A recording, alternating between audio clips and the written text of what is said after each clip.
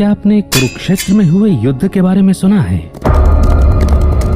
कहते हैं धर्म स्थापना के लिए लड़े गए उस युद्ध में इतने लोगों की जान गई थी कि वहां की मिट्टी रक्त से लाल हो गई थी। क्या आप जानते हैं कि युद्ध से होने वाले विनाश के बारे में सोचकर जब राजकुमार अर्जुन को दुख और मोह ने घेर लिया था, तब श्री कृष्ण ने उनसे क्या कहा था? आखिर क्यों लड़ा गया था वो युद्ध? क्या उद्देश्य था उसका? भगवत गीता का मतलब है भगवान द्वारा गाया हुआ गीत।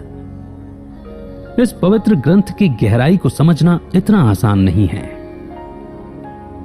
कई ज्ञानी कहते हैं कि भले ही यह युद्ध कुरुक्षेत्र की भूमि पर अस्त्र शस्त्र से लड़ा गया था, लेकिन इसमें दिए गए संदेश का मकसद हमें यह समझाना है कि हमारा मन भी कुरुक्षेत्र की तरह एक रणभूमि है, जहां लोभ, लालच, मोह, गुस्सा, वासना आदि कौरवों की तरह 100 अवगुण बसते हैं,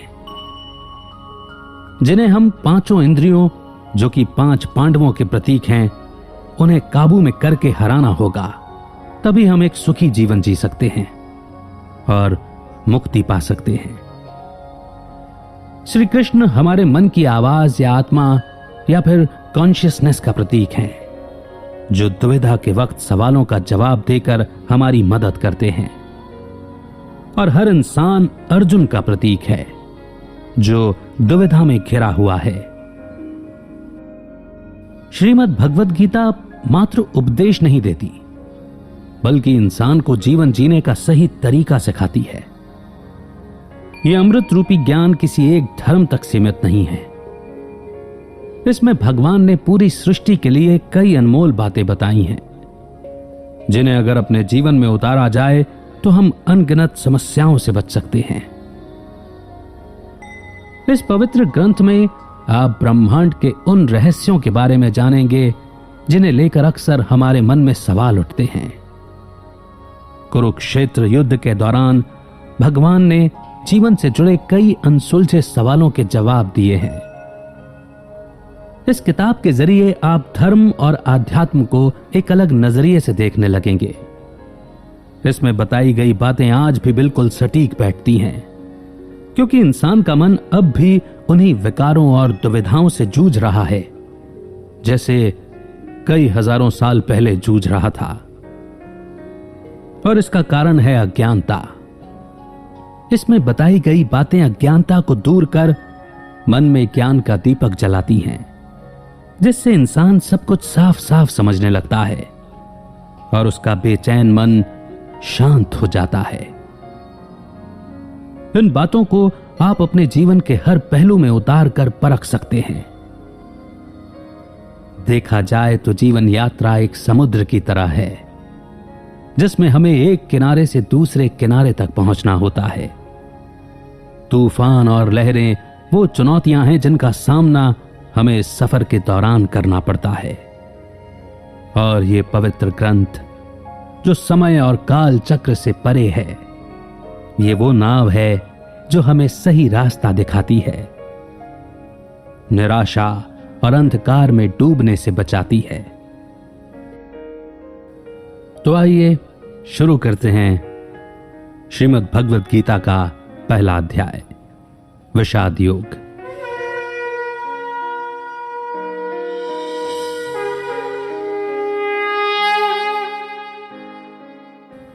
अर्जुन द्वारा कुरुक्षेत्र के मैदान में सेनाओं का निरीक्षण करना। कुरुक्षेत्र के मैदान में दोनों ओर सेनाएं तैयार खड़ी थीं। तनाव के कारण हवा में अजीब सा भारीपन था। एक ओर थे 5 पांडव भाई, जिनकी सेना में कई शूरवीर शामिल थे। दूसरी ओर थे 100 कौरव भाई, जिनकी सेना कई महारथियों से सजी थी। और श्री कृष्ण की नारायणी सेना ने उनके बल को और भी बढ़ा दिया था। द्वारकाधीश श्री कृष्ण ने कसम खाई थी कि वे इस युद्ध में शस्त्र नहीं उठाएंगे। इसीलिए उन्होंने अर्जुन और दुर्योधन को उनमें और उनकी नारायणी सेना में से एक का चुनाव करने के लिए कहा। अर्जुन ने श्री कृष्ण को चुना, क्योंकि अर्जुन उनका परम सखा यानी कि मित्र था, इसीलिए उनका मार्गदर्शन करने के लिए श्री कृष्ण उनके सारथी बने। युद्ध शुरू होने का समय हो रहा था। पांडु पुत्र अर्जुन की नजर सामने खड़ी सेना की ओर गई। वहां उन्हें अपने भाई, उनके बच्चे, गुरुजन और भीष्म पितामह दिखाई दिए। यह युद्ध किसी आम युद्ध जैसा नहीं था, जहां दो राजा अपने वर्चस्व या राज्य के लिए लड़ रहे थे। यह युद्ध, जो धर्म युद्ध के नाम से जाना जाता है, एक ही परिवार के लोगों के बीच के संघर्ष की कहानी है, जिसका जन्म लालच और अहंकार के कारण हुआ था। दोनों पक्ष अपने दुश्मन को गौर से देख रहे थे। उन्हें हर ओर अपने दिखाई दे रहे थे। कहने को वो चचेरे भाई थे, लेकिन सत्ता के लालच में कौरवों की आंखों पर पर्दा पड़ गया था। धृतराष्ट्र और पांडु दो भाई थे। धृतराष्ट्र के 100 पुत्र थे, जिनमें दुर्योधन सबसे बड़ा था। उसमें अहंकार और लालच कूट कूट कर भरा था। कहते हैं कि वो इतना दुष्ट और अधर्मी था कि उसके जन्म के समय प्रकृति भी उदास हो गई थी। पांडु के 5 पुत्र थे। पांडव जो धर्म के रास्ते पर चलने वाले लोग थे। दुर्योधन पर सम्राट बनने का जुनून सवार था। वो हर हाल में इस युद्ध में पांडवों को हराकर अपनी जीत चाहता था।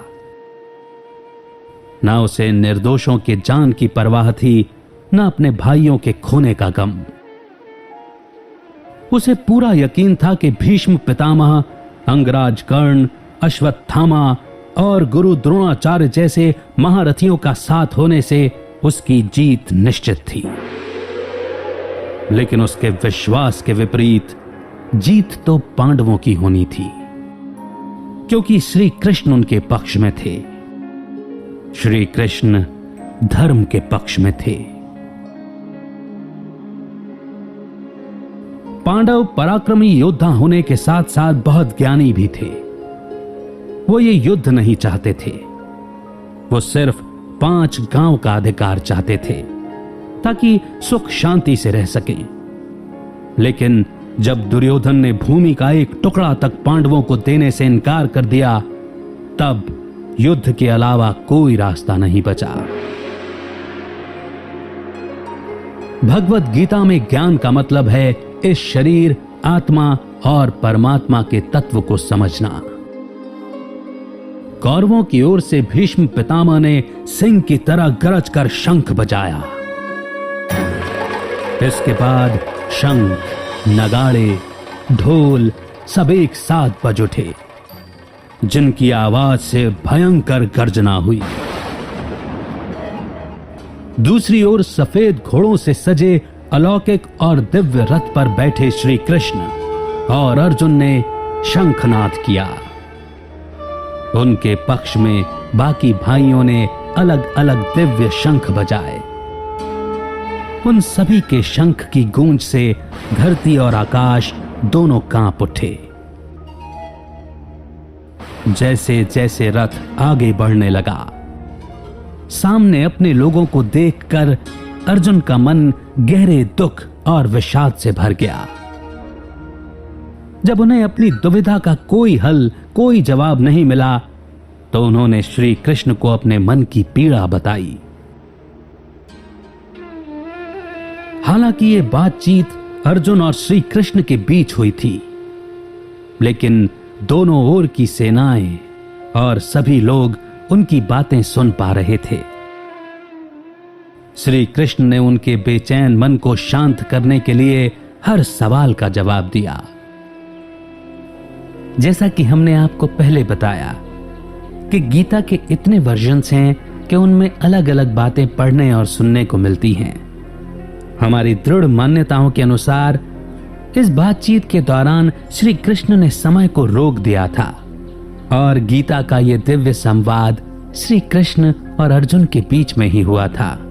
वहीं धृतराष्ट्र के सारथी संजय को महर्षि व्यास ने दिव्य दृष्टि प्रदान की थी, जिसके चलते वे हस्तिनापुर से कुरुक्षेत्र में हो रही घटनाओं को देख सकते थे, सुन सकते थे, और उन्होंने श्री कृष्ण और अर्जुन के बीच में हो रहे इस संवाद और युद्ध का आंखों देखा हाल धृतराष्ट्र को सुनाया।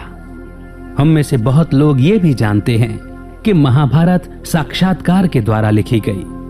महर्षि वेदव्यास साक्षात्कार करना और उसे लिखना एक साथ नहीं कर सकते थे, तो उन्होंने श्री गणेश जी की मदद ली थी, और श्री गणेश जी इसी बात पर राजी हुए थे कि जब तक महर्षि वेदव्यास बोलते रहेंगे वे लिखते रहेंगे।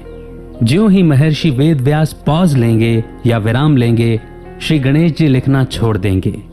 बहरहाल अर्जुन के बेचैन मन को शांत करने के लिए श्री कृष्ण ने उनके हर सवाल का जवाब दिया, और तब ये महान ग्रंथ अस्तित्व में आया।